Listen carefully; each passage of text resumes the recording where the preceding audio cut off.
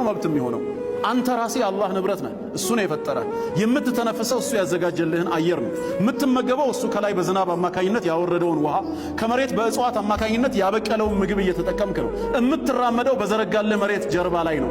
ሙሉ ማንነትህ ከሱ በመጣ ነገር እየተጠቀምክ ተመልሰ ይሄን ጌታ ማመጽ ሲያስፈልግህ ጌትነቱን መካድ፣ ከሃይማኖቱ መውጣት መብቴ ነው። ምን ማለት ነው? እንዴት ነው መብት የሚሆነው? ወንጀል ነው።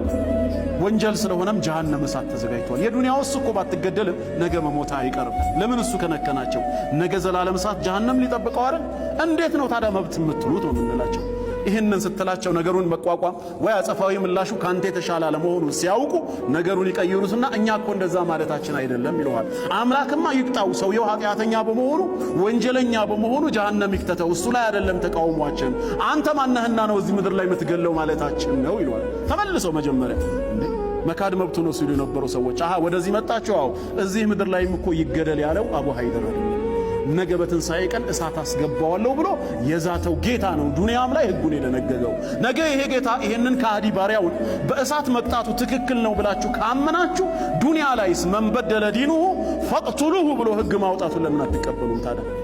ወይስ አላህ ራሱ መብቱ አኼራ ላይ ነው ማለት ነው? ዱንያ ላይ እሱ ህግ ሊያወጣ አይችልም ነው? ዱንያ የማን ሆና? ወሊላሂ ሙልኩ ሰማዋት ወልአርድ፣ በሰማይም በምድርም ንግስና የሱ ነው።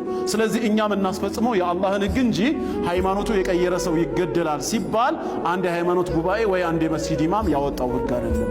ራሱ ጌታ አላህ በነቢዩ ሙሐመድ ሰለላሁ ዐለይሂ ወሰለም አንደበት በኩል የደነገገው ነው። እሱም ሸሪዓ ባለበት ሀገር ላይ ነው። ማንም ተነስቶ እርምጃ መውሰድ አይችልም።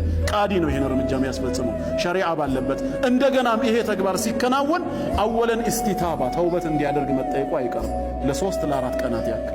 ምክንያቱም ሰውየው ለምንድን ነው የከፈረው? ቸግሮት ርቦት ከሆነ ከበይተል ማል ያ ችግር ሊወገድለት ነው። ሹብሃት ገብቶበት ያልተመለሰለት ጥያቄ ከሆነ በዑለማኡል ኢስላም ይመለስለታል። እነዚህ ሹብሃቶች ከተወገዱ በኋላ የሚከፍርበት ምክንያት ምንድነው ነው ጥያቄ። በቃ አልፈለኩም። አላህም ዱንያ ላይ እንድትኖር አልፈለገም። ይሄን ህግ ደንግጎታል።